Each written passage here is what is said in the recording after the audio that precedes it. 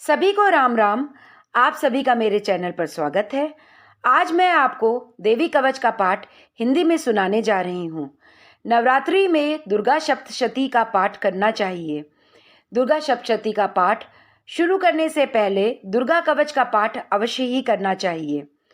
ओम नमः चंडिकाय। दुर्गा कवच में श्री मार्कंडेय जी और ब्रह्मा जी का संवाद है। श्री मार्कंडेय जी ने कहा, हे ब्रह्मा जी, जो इस संसार में परम गोपनीय तथा मनुष्यों की सब प्रकार से रक्षा करने वाला है और जो अब तक आपने किसी दूसरे के सामने प्रकट नहीं किया हो, कृपया आप मुझे बताइए। ब्रह्मा जी कहते हैं, हे विप्रवर, ऐसा साधन तो एक देवी कवच ही है जो गोपनीय से भी परम गोपनीय, पवित्र तथा संपूर्ण प्राणियों का उपकार करने वाला है। हे महामुने, उसे श्रवण करो। यदि मनुष्य इस कवच को धारण करता है तो उस मनुष्य को तीनों लोकों में कोई भी पराजित नहीं कर सकता है।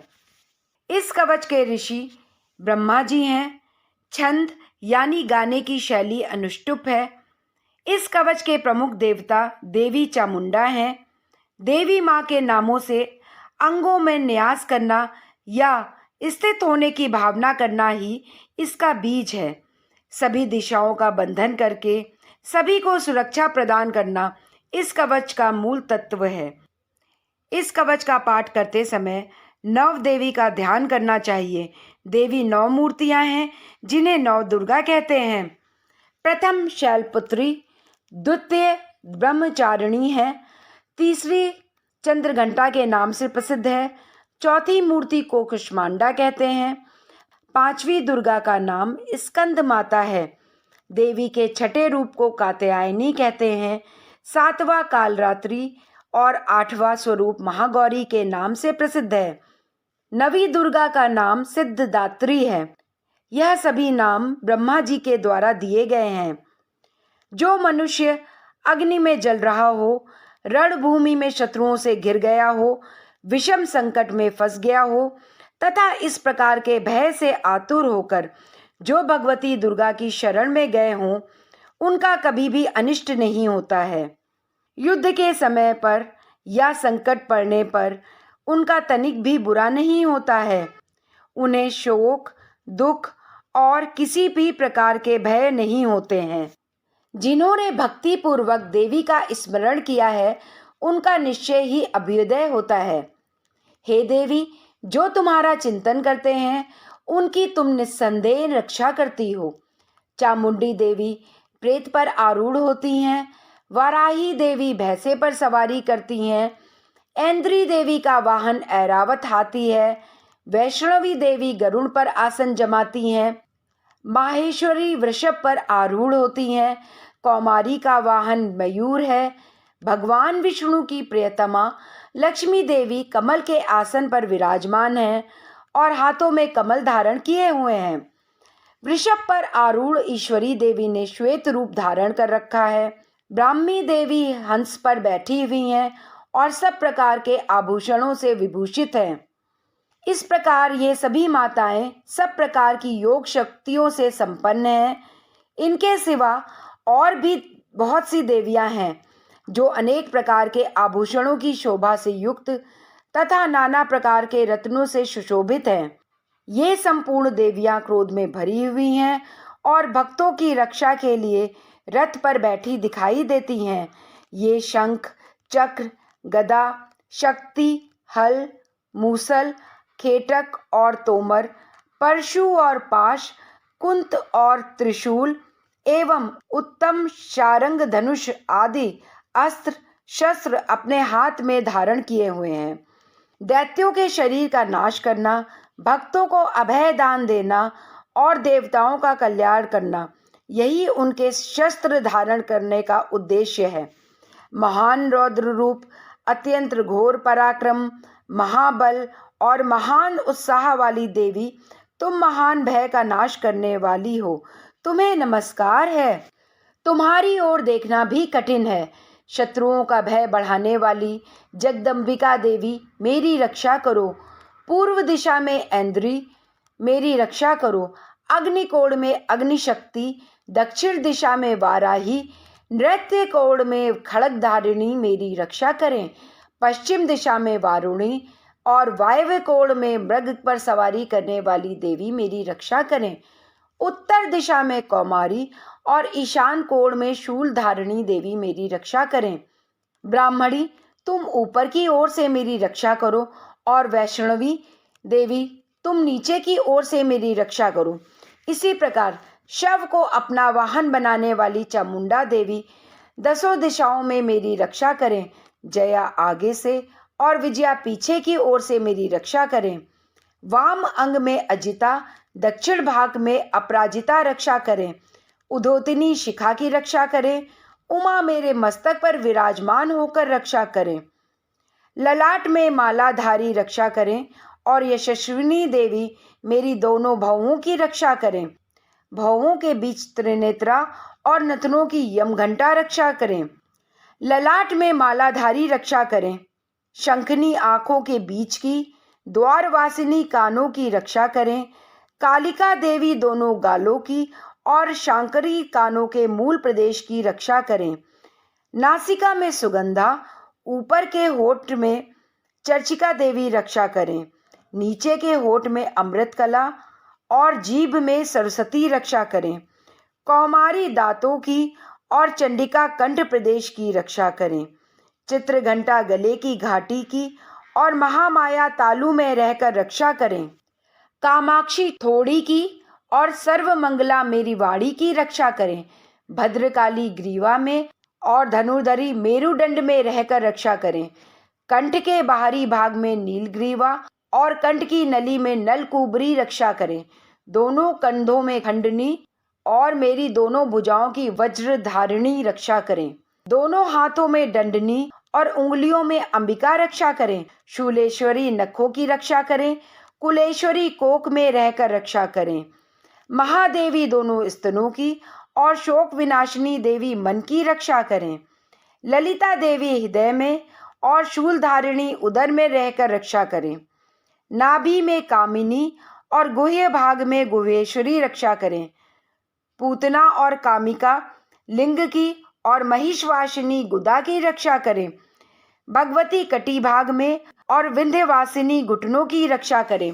संपूर्ण कामनाओं को देने वाली महाबला देवी दोनों पिंडलियों की रक्षा करें। नारसिंगी देवी दोनों एड़ियों की और तेजसी देवी दोनों चरणों के पृष्ठभाग की रक्षा करें। श्रीदेवी पैरों की उंगलियों में और तलवासिनी पैरों के तलुओं में रहकर रक्षा करें। अपनी दाढ़ों के कारण भयंकर दिखाई देने वाली दृष्टा कराली देवी नखों की और ऊर्ध्वकेशनी देवी केशों की रक्षा करें। कौमारी रोम छिद्रों की और त्वचा की वागीश्वरी देवी रक्षा करें। पार्वती देवी रक्त, मज्जा, वसा, मांस, हड्डी और मेद की रक्षा करें। आंतों की कालरात्रि और पित्त की मुक्तेश्वरी रक्षा करें। मूलाधार आदि कमल कोशों में पदावती देवी और कफ में चूड़ामणि देवी स्थित होकर रक्षा करें। नख के तेज की ज्वालामुखी रक्षा करें, जिसका किसी भी अस्त्र से भेदन नहीं हो सकता। वह अभेदा देवी शरीर की समस्त संधियों में रहकर रक्षा करें।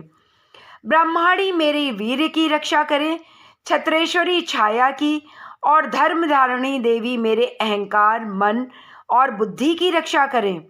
हाथ में वज्र धारण करने वाली वज्रहस्ता देवी मेरे प्राण, अपान, व्यान, उदान और समान वायु की रक्षा करें। कल्याण से शोभित होने वाली भगवती कल्याण शोभना मेरे प्राणों की रक्षा करें। रस, रूप, गंध, शब्द और स्पर्श इन विषयों का अनुभव करते समय योगिनी देवी रक्षा करें तथा सत्वगुण, रजोगुण तथा तमोगुण की रक्षा सदा नारायणी देवी करें। वाराही आयु की रक्षा करें। वैष्णवी देवी धर्म की रक्षा करें तथा चक्रणी देवी यश, कीर्ति, लक्ष्मी, धन और विद्या की रक्षा करें। इंद्राणी मेरे गोत्र की रक्षा करें। चंडिके तुम मेरे पशुओं की रक्षा करो। महालक्ष्मी पुत्रों की रक्षा करें तथा भैरवी पत्नी की रक्षा करें। मेरे पथ की सुपथा और मार्ग की क्षेमकरा रक्षा करें। राजा के दरबार में महालक्ष्मी रक्षा करें और सब ओर व्याप्त रहने वाली विजया देवी संपूर्ण भयों से मेरी रक्षा करें। देवी, जो स्थान कवच में नहीं कहा गया है, रक्षा से रहित है, वह सब तुम्हारे द्वारा सुरक्षित हो, क्योंकि तुम विजयशालिनी और पापनाशिनी हो। यदि अपने शरीर का भला चाहे तो मनुष्य बिना कवच के कहीं भी एक पग भी ना जाए, कवच का पाठ करके ही यात्रा करे। कवच के द्वारा सब ओर से सुरक्षित मनुष्य जहाँ जहाँ भी जाता है, वहाँ वहाँ उसे धन लाभ प्राप्त होता है तथा संपूर्ण कामनाओं की सिद्धि करने वाली विजय की प्राप्ति होती है। वह जिस जिस अभीष्ट वस्तु का चिंतन करता है, उसको निश्चय ही प्राप्त कर लेता है। वह पुरुष इस पृथ्वी पर तुलना रहित महान ऐश्वर्य का भागी होता है। कवच से सुरक्षित मनुष्य निर्भय हो जाता है, युद्ध में उसकी पराजय नहीं होती है तथा वह तीनों लोकों में पूजनीय होता है। देवी का यह कवच देवताओं के लिए भी दुर्लभ है। जो प्रतिदिन नियम पूर्वक तीनों संध्याओं के समय श्रद्धा के साथ इसका पाठ करता है, उसे देवी शक्ति प्राप्त होती है तथा वह तीनों लोक में कहीं भी पराजित नहीं होता है। इतना ही नहीं, वह अकाल मृत्यु रहित होकर 100 से भी अधिक वर्षों तक जीवित रहता है। मकरी, चेचक और कोढ़ आदि उसकी संपूर्ण रोग नष्ट हो जाते हैं।